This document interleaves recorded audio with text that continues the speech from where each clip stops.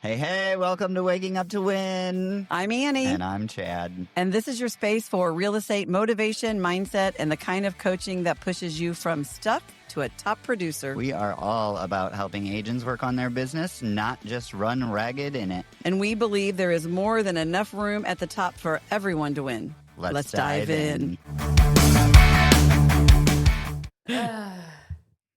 Hi, Annie. How are you this week? Hi, Chad. I'm good. That's good. How about you? I'm like in the middle. In the middle? Yeah. It's been like, we got back from Miami and then my dog had a massive knee surgery. He's a year old and he is not allowed to walk for 2 weeks. And I don't know if you've ever had a year-old dog puppy, but that's not exactly like easy to manage. I did not know that body part of a dog was called the knee either. It looks like it's his hip. I thought this was the knee, the part at the bottom. Do they have two knees? You text it. No, they have a knee and an ankle, just like we do. That's so high up. Maybe I was just looking at the picture wrong. It looked like it was like right here. The dog's thighs are most certainly a lot shorter in comparison to their legs than ours are. But yes, that was his knee. Because Callie had a knee, but maybe she was just a bigger dog. It was not where her knee was. Is it when a dog sits, they put their feet flat, right? Their toes flat. That's the first bend, and then they'll usually put their ankle on the ground. So that second joint is the ankle that's touching the ground. And then you have the knee. That is all right. Well, which is the part that can we bends. Put the picture up so you could show this? Yeah. Well, I need to show you. I'm going to show. We can talk about it right now. So, like, you can't see his ankles. I can't even see your phone. His ankles are the part, like, you know, that skinny part at the bottom of the leg where you have the Achilles tendon. Look at that picture, Aaron. Doesn't that look like it's his hip? I mean, the picture Aaron is says of yes his for hip. the record. His hip is in the picture. Yeah, and it's shaved. And they shaved his entire leg. Yeah, okay. But you said it was like 7-inch incision. It is a big, I mean, like this picture doesn't, and I'll send this picture to you, Aaron, so you can put it on the podcast if we want to, but the picture doesn't do the justice. So the dog weighs 80 pounds now, 75, 80 pounds. And so his legs are long, and it doesn't look long in this picture. No, it does not. I was just taking a picture of the incision. So, you know why I'm having a good week? Dogs' hips are the same as us, where they're the closest to the spine back there on their butt. That's their hip. Okay, I've already moved on. Anywhere down the leg. Anyways, that I was going to tell you why I was having a good week. And then Mikey's sick, so that makes it 10 times worse because I'm like managing a sick husband and a dog that's not allowed to walk for 2 weeks all at once. Oh, wrong one. I think that was perfectly fine. I went, wah. McRib is back, so I'm happy. Oh, yeah. Once a year. You're such a goof. I don't know how you're going to eat that on your no sugar. Isn't that sauce full of sugar? I'm not that picky. Okay. I'm doing refined sugar. I'm asking for a friend. Yeah, I don't know. But it's only here for a very short time. I'll get 4 or 5 of them in the next 2 months and fill the need. So back before you mastered the diet thing, which you have done now, for years, we would do this every year when the McRib came back. Annie would be on a diet, and then the McRib would come back, and woo, off the cliff she'd go. It was always I would make Chad go to McDonald's for lunch. She actually would make me sit in a McDonald's restaurant. You can't eat a McRib in a car. Like at the tables, like I was 2 years old again, eating my chicken nuggets. Like a human? I don't know. Anyway, what else? What else got? Enough about my McRib because it's making me hungry. I'm going to go back to my favorite inspirational quote. I say it all the time, but I'm going to bring it back because I feel like it's an appropriate time of the year to talk about this saying from my good old friend Ben Franklin. If you fail to plan, you are planning to fail. I didn't realize that was old Ben Franklin. It is. I used to teach that in business planning class. Mm-hmm. I'm not sure I ever gave old Ben credit. Nope.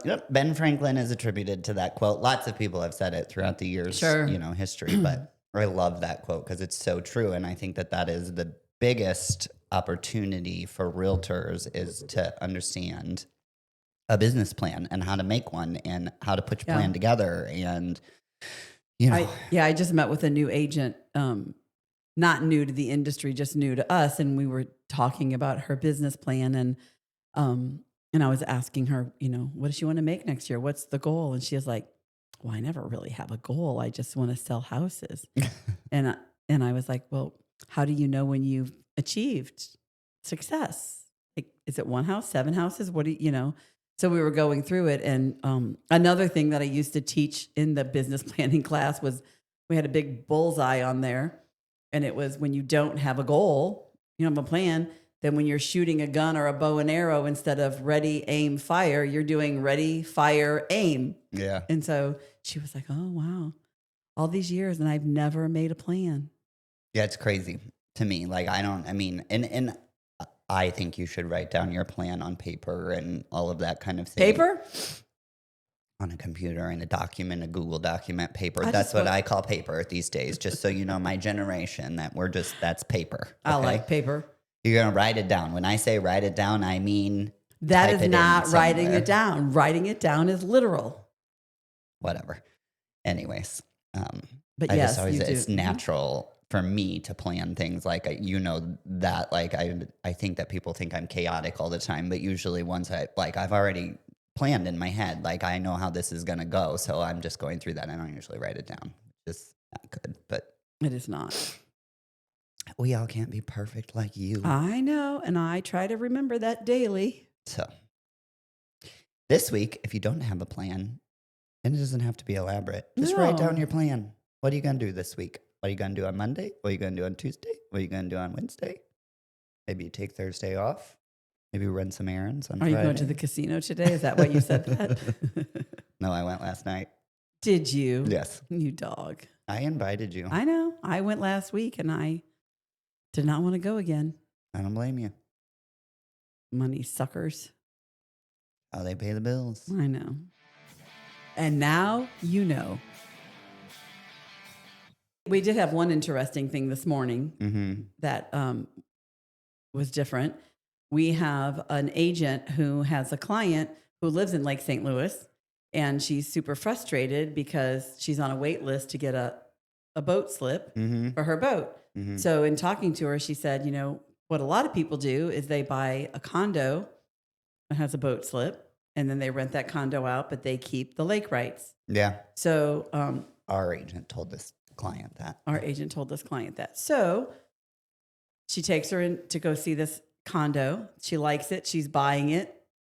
She's writing the contract. And they're looking over the HOA rules, and it says whoever's living in the house gets the boat right. So if you're the owner and you're renting it out, you have no access to the lake. And I've never seen or heard of that before. So I don't know if that's new or it's just that that condo association. Because when I just bought the condo I'm closing on Tuesday Mm-hmm. for the dance studio, I was looking at Lake St. Louis thinking I also would like to have the access to the lake if I'm going to have a condo anyway. So I wonder if that's something, this is Harbor Town. Yeah, that is interesting. It almost seems like they shouldn't be able to do that. Yeah, and I'm going To me, like, to be able to sever that right or control that right, like, that's a pertinence to the property. So the use of the lake, I don't know. amenities transfer. When a unit is leased, the legal capital owner transfers all amenities and privileges, parking passes, pool, beach, boat, and slip rentals to the leasee, and the owner shall not be entitled to use them under any circumstances. I've just never seen that before. I haven't either. That's a new one. So HOA rules constantly get realtors in trouble. So well, and this is why it's so important to do your job as a real estate agent, and that's the whole entire reason they're buying this condo. So you have to make sure, without a shadow of a doubt, they can do what they want to do. And so found out that they can't. Well, and that holds true for all houses, really. Like, I know so many realtors, they don't ever think about looking at any of that and prior to. And I mean, it opens up this whole big, if you're a realtor, you need to. So, like, I know we get frustrated sometimes because we sit around and we chat about seemingly meaningless shit that's going on. Like, oh, did you see they're opening a car wash on whatever. But those things are not exempted in the contract. So if you put a contract down and you didn't know that they were doing something close by that was affecting you, like from a city council or a governmental authority type of thing, you have no out in our contract. So Right.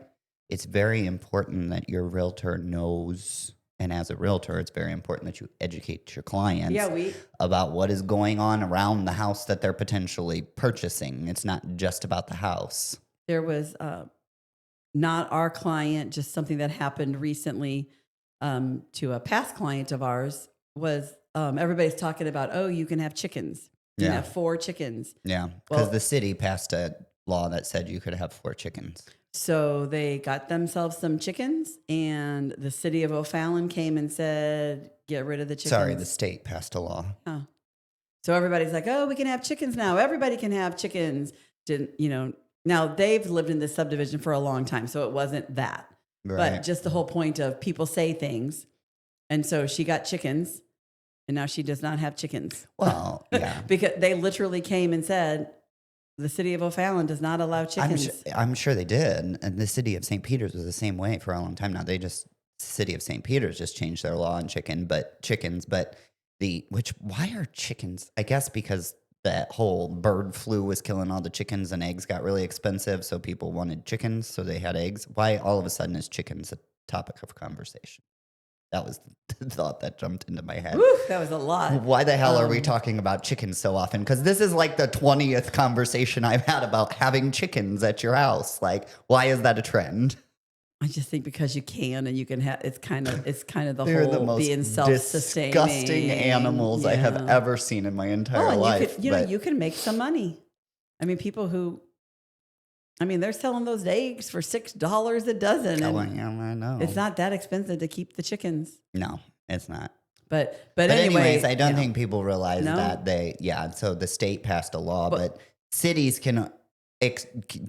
I don't think people realize how that hierarchy works. Right? Like it starts with.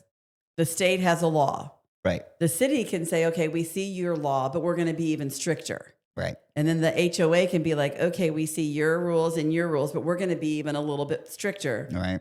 So, people don't understand that. And if your real estate agent then doesn't say, hey, I know that that's a deal breaker for you.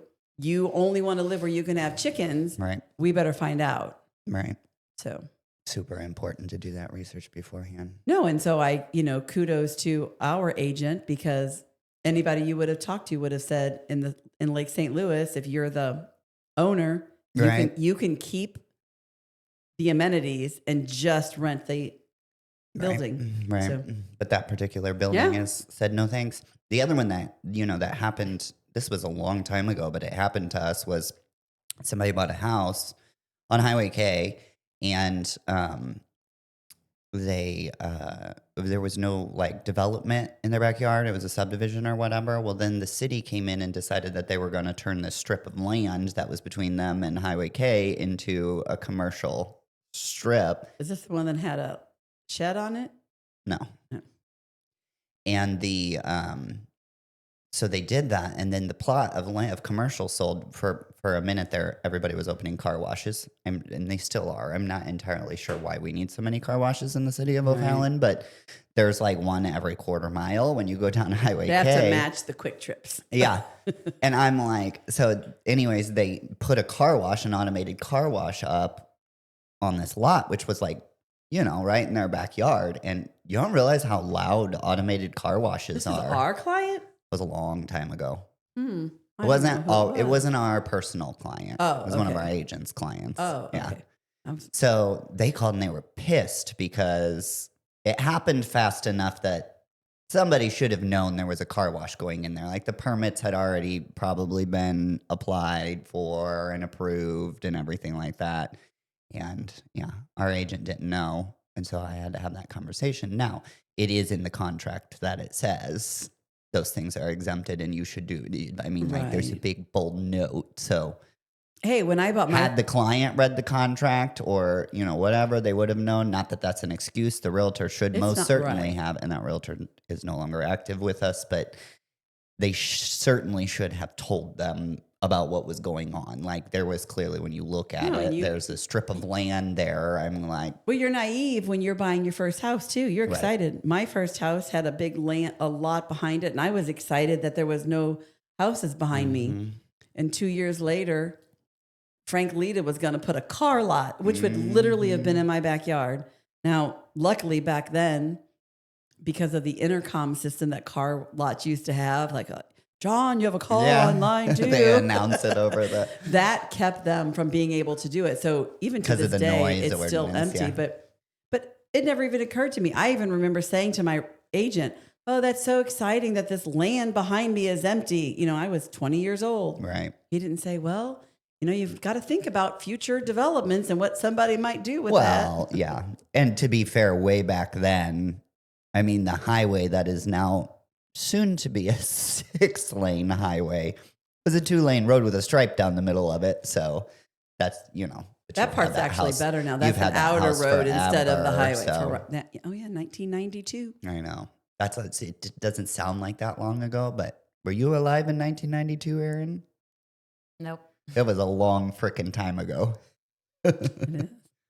I mean, I was only, how old was I in 1992? 4? I was 4. Yeah, I have the same tenant who's been in there since I left, which is like 15 years, and now I just want to go back in and I just haven't. I mean, they're amazing tenants. I have Yeah. no reason to do that, but anyway, Anyways, that's yeah. it. So, realtors, check your shit on HOA, Yeah. indentures, any kind of indentures. Indentures are things that restrict a property use. Well, and or at some a kind of minimum, make sure that government contract. your buyers understand they exist and Yes. how they will limit them and their use, how they use their property. So they might want to know. What is going on in real estate? Aaron, hit us with the headlines. All right. Zillow lawsuit over kickbacks. Zillow is facing a new class action lawsuit alleging they tied access to their popular Premier Agent and Flex leads to referrals for Zillow home loans, which some claim violates federal and state anti-kickback laws like RESPA. Yeah. There's a lot of loan companies out there that do that shit. Quid pro quo. Mm-hmm. And I know Zillow is like there's these agents that are Premier agents. Zillow's just having a hard time these days. Those I just hate poor to see it. people. Between Zillow and Compass and Anywhere, they're just They do. The deal is that when you're a Premier agent, you pay for leads, but part of the agreement that you sign when you're a Premier agent with Zillow is that you will refer your clients to Zillow home loans. Are they agreeing to that up front though, or is it? My understanding was it was more as it's going on. They're saying we encourage it, but then if you're not doing it and you're not hitting the numbers, all of a sudden you're no longer getting the leads. Right. That's their loophole, right? Like they Yeah. agree to it, but there's no, like the language is very vague in the I don't agreement think that you they sign. don't know they're agreeing to it. Right. But And it's- so yeah. then Premier agents who, especially, and this is what I get so frustrated with Zillow agents, I call them, but like a Zillow agent may or may not be experienced. Anybody can get on the list and buy Zillow leads, right? So there are Zillow agents out there that know what they're doing. They're very qualified. They, help clients. They sell a lot of houses. And then there are ones that don't have a friggin' clue what they're doing. And so the ones that know what they're doing know the importance of a good loan officer in the process of the transaction. So they're referring to their own. Are they though? And then, well, yeah, because that's what the lawsuit is about.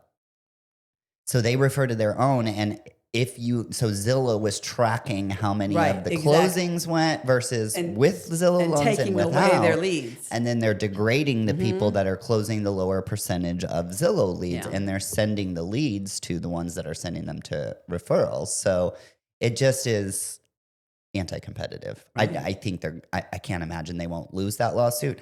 However, I will also tell you, Veterans United does the same thing. I don't know that firsthand. I do believe that to be true based on our clients that have had that, but I just got told it by a realtor the other day. yeah. So I had to go show my own listing, and he called me, and they were looking at lake properties, and they were about an hour and a half south on a Saturday, and they're from out of town. And they were a Veterans United referral. And the only reason I know that is he called me, and he's like, he asked me if I had any offers. They want to see it. He wasn't available the whole day. He was only available for half the day. So they weren't going to have time to make it to see the listing. So I volunteered to go show the listing, let him in. And he didn't want to put me out. The guy was very nice. He's like, no, I can't do that because I can't pay you a referral. It's a Veterans United referral. Like, so no big deal. And of course I texted back. I'm like, well, I have a vested interest in showing the house and making sure they see it. So I don't mind. I don't need a referral or whatever. I'll let them in. But anyways, it was that same thing. Yeah. Was like, that's stifling that client from access to the market potentially. Because we've had people with that so they're calling Veterans United and they're getting their loan officer, and then they're referring them to a realtor, but they already have their loan. So it's a little bit different than Zillow, because Zillow, you're starting with the house. United gets the referral fee back from sending you that client. That's a pay for play. I guess if you close it, but you cannot get them a loan through any years. You don't get paid the referral fee unless they close the loan through Veterans United, I don't think. Maybe I'm wrong. Yeah, I'm not sure about that. I'm thinking of we had that one client and they could not close the loan, and we flipped it and we still got it, but who knows? I don't know. Yeah. So I don't know. But Zillow's definitely in poor Zillow. some hot water. Wah, wah, wah. Yeah. I mean, and I like Zillow leads back in the day. I will say, back when you could just call and buy leads, buyer leads by zip code, the way they used to run it, was much better. Mm-hmm. Now you have to be a premier agent, and you have to do Something for this something, and but blah, yeah. blah, blah, blah. It's too much. What else you got? You went too far, Zillow. All right. Brokerage, M&A, mergers and acquisitions, and competition. Mergers and acquisitions are heating up across major brokerages, Century 21, Coldwell Banker, Remax. There is a significant industry speculation and movement as companies like Compass and Anywhere are also in a legal battle, forcing agents to consider their future. Yeah. We were talking about this the other night on the phone. For whatever reason, there seems to be a massive conglomeration. I'm sure it's the real estate market, because it sucks. But They're, yeah, like the big guys are all they are pulling in together. Yeah, I don't remember why we were talking about that, but I don't remember either. But for me, now it's going to be a pitch, but for me, if I'm with a company that you're so worried about mergers and lawsuits with Zillow and all those things, they're not focused on the agents anymore.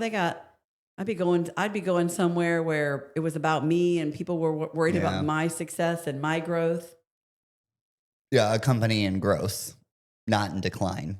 Or a I don't know company about with you. a focus. You have more experience than I do, but typically, but this is my opinion, when I see big mergers like that, it's because one of the companies is struggling. Right. And so they're trying to solve their problem, right? By merging with another company. Because if you're out there killing it, you got no reason to sell. And so it never ends up good for everybody. It can't. And so when I was reading something that was, the statistic was, probably 50% of those agents are out looking for something else, because it's not going to, if you're with the company that just acquired it, there's going to be changes. And if you're with the company that was acquired, of course, there's going to be changes for you, but there's just too much insecurity. And why not be with someone who's focused and, has their own brand identity, has their own culture, and is worried about your success instead of all of that. I don't disagree with you. And I don't think that trickles down all the way to everybody. Maybe. Right? And I think that's why they get away with it. They're also convincing you that's not going to happen. And I lived that. It's going to happen. But they're going to tell you nothing will change. It would be like if I left and you got a new business partner, you would be telling the agents, well, don't worry about it. Nothing will change. Well, it will. Yeah. You change the players, you change. So. Oh, for sure. You change. I mean, the culture and everything like that is, I don't disagree with you. Now, there are, ways to do it that are better for people. So hopefully Compass and Anywhere are worried about their people through the transition. I would like to believe that they are. Of course but, they are. Like trying to care for But you're them. I'm worried not about your trying to kids say through a that. divorce too. Oh, for sure. And it does affect the kids. So, Yeah. No doubt about it, for sure. But And I'm sure 2 or 3 years down the road, they'll figure it out and it'll be great. But right now, those first couple years of a divorce they're tough. Our new families or whatever. Right. So, I don't know. No, and there's like, even in our local market, there's mergers and shit happening. Like Berkshire Hathaway Home Services Alliance just sold out to, Something. the hell is the name of that company? Reese Nichols. Yeah. So they're new to St. Louis. Reese Nichols is. We don't have that brand here. They're very Century 21-esque to me. But do you know what I also find odd? This is just totally random thought that triggered my mind because, oh, by the way, I found us a guest for the podcast that I really want to invite on the podcast. I'm going to tell you about that in a minute. We're going to start doing special feature episodes. So be on the lookout for that info. But Century 21 is right across the river in Illinois. Why do we have no presence here on the Missouri side? We used to. I know. Because but, that was when Coldwell Banker Gundaker merged and bought them out, I thought. oh, maybe. I don't remember. And I wasn't around then. Gundaker, I mean, they were the biggest. So Yeah. But Century 21's always been where are you from? Michigan? Indiana. It was huge in Indiana. I thought they were gone. Yeah. It's kind of like I was going to say Kroger, but we have that. Like they were everywhere, and then they're gone, Yeah. and then you go somewhere, you're like, hey, they still have Kroger. Yeah, Shop and Save sold out their St. Louis market to Schnucks, but their Shop and Save Century somewhere 21 else. is alive and well. Yeah. And so, anyways, that was Realtor, and I don't know whether they'll be interested in being a guest, but there's a Realtor, Central 21 Realtor. He's just across the river in Illinois, and he just got licensed in January, and he is freaking killing it. And I don't know. He just followed me on social media one day, and I followed him back. So, but anyways, I just really like his stuff and his vibe, and he is killing it. Good for him. So I'd be interested to have a conversation with him. So hopefully we'll be able to get him on for a special guest interview. But All right. The 50-year mortgage controversy. The 50-year mortgage controversy. The proposed 50-year mortgage remains a hot topic with experts divided. While proponents argue it offers lower monthly payments and expands home ownership, critics warn it significantly increases the total interest paid and could negatively affect agent profitability. how is it going to negatively affect agent profitability?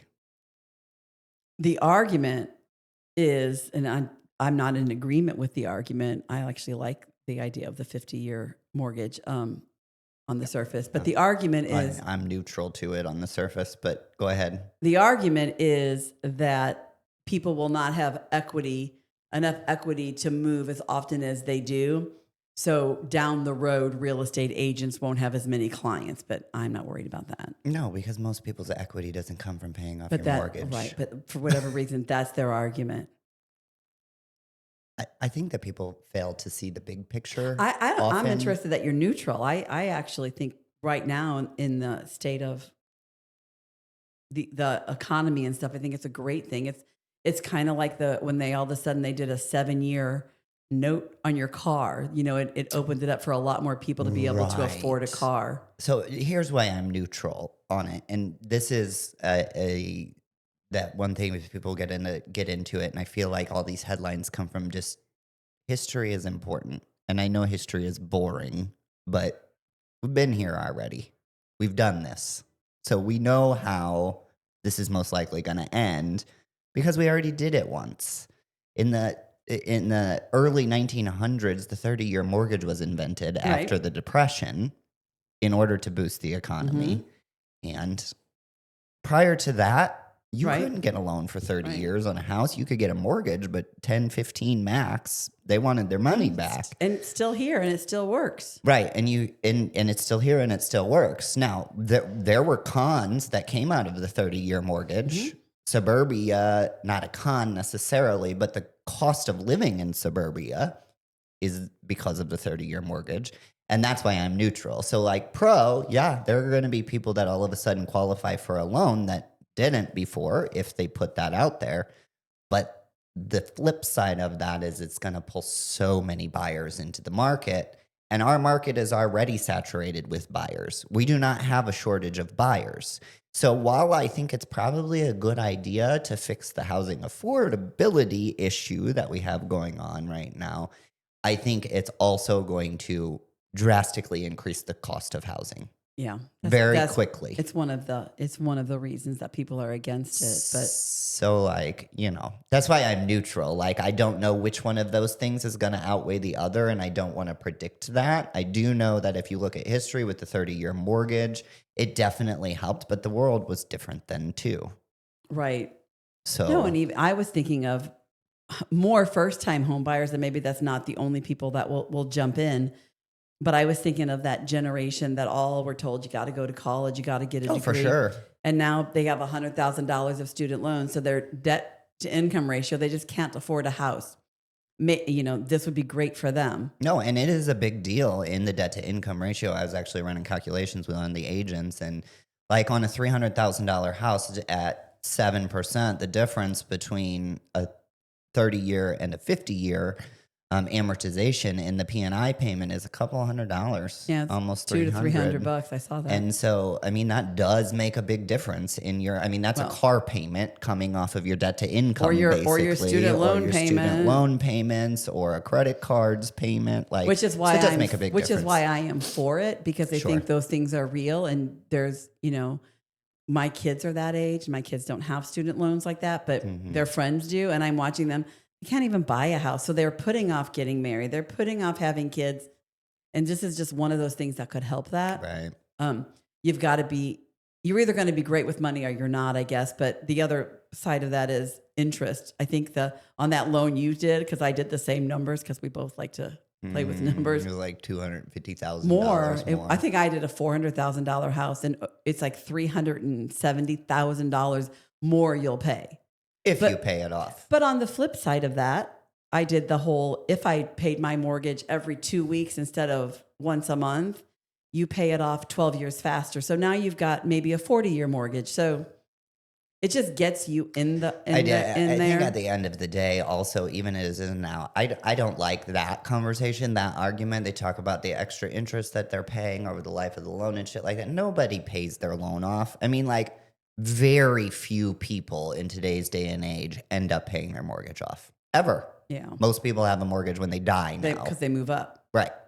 So, like, the thought that, like, that almost becomes an irrelevant point because it's never going to happen. I mean, the average time somebody stays in the same house is 7 years. No, it's wrong. You're wrong. I looked it up. It's 12. That number is now 12. Even 12, though, like, and that makes sense because of the market over the last decade. But yeah, even 12. Right. At a 30-year mortgage, you're a third of the time there.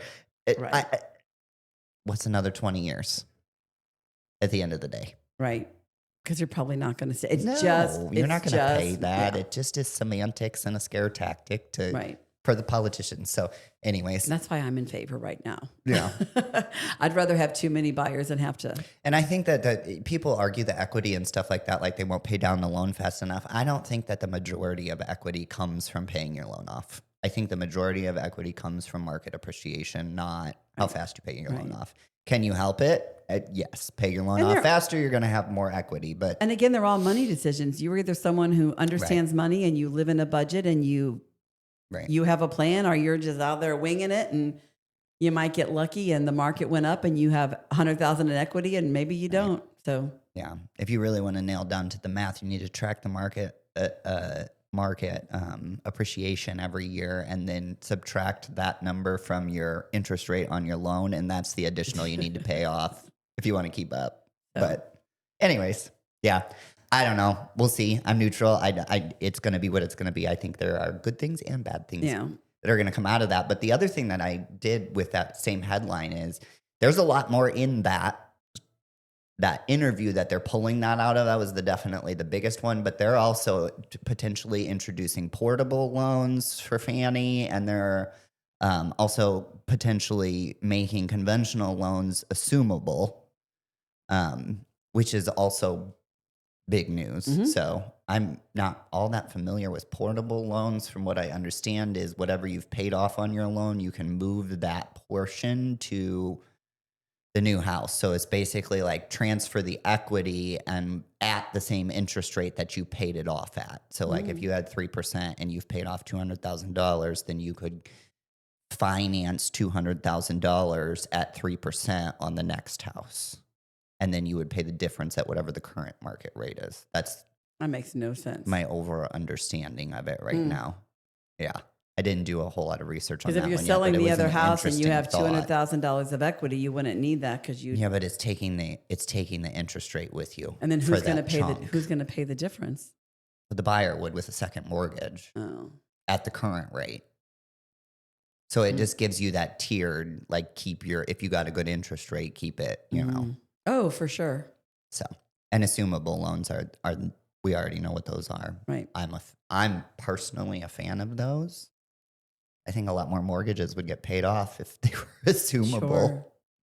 So, It's not so easy to do though, no, it's not. and there's not that many that are. Yeah.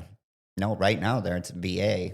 About the only one. But there's and I'm not sure. I've never done one, but there's a catch to that because that privilege then stays.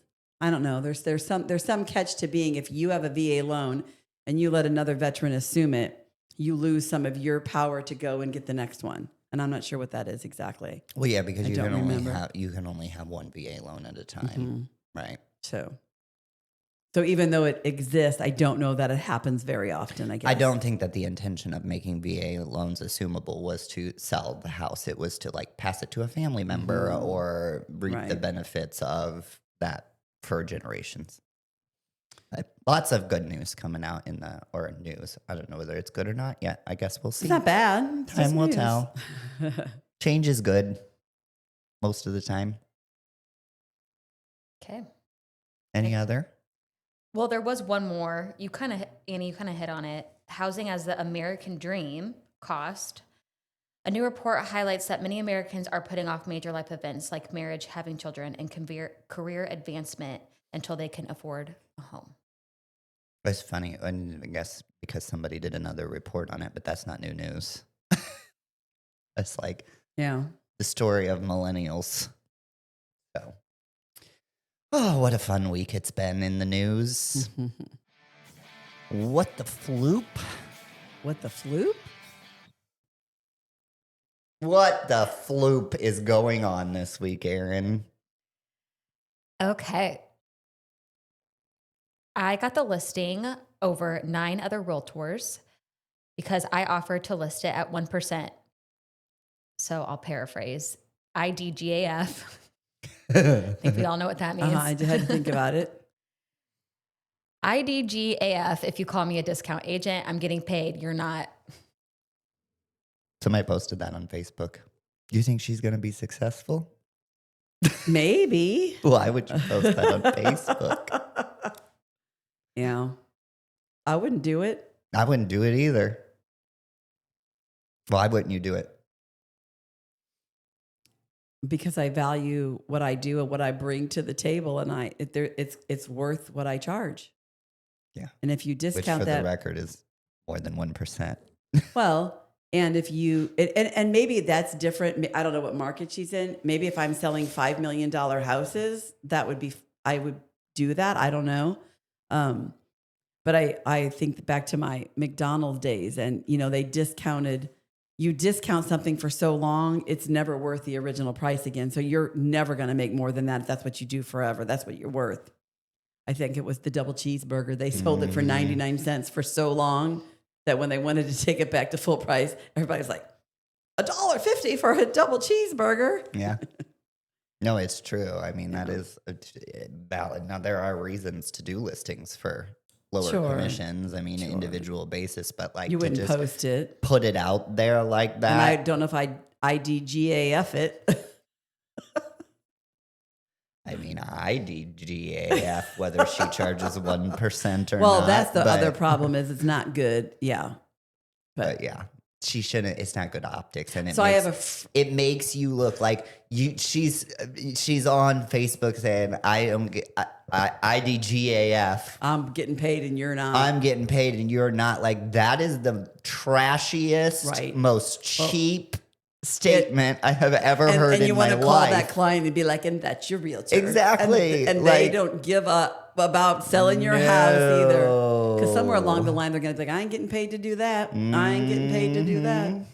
You get what you pay for. I have to say this now. My friend is getting a divorce and she has a really good attorney and it's very expensive. And her ex-husband she's the breadwinner.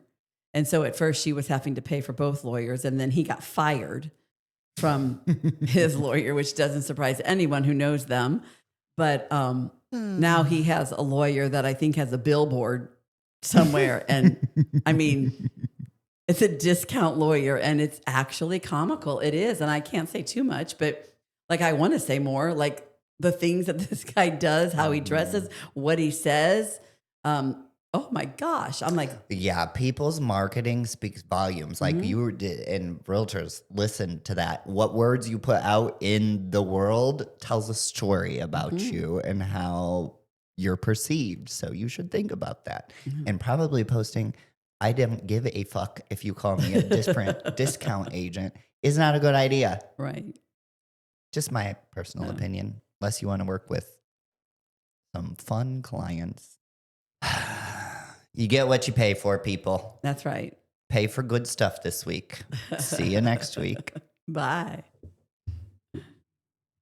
All right, that's a wrap on another week of chaos, closings, and questionable decisions. If this episode made you laugh, think, or text your real estate bestie like, girl, this is us, do us a favor. Hit that subscribe button, leave a quick review, follow us on socials, or send us your own unhinged real estate stories. Seriously, we want to share them. And hey, don't just survive this week. Get out there and build your business. You've got everything it takes. We'll be back next week with more chaos and more clarity. Until then, Keep waking up to win.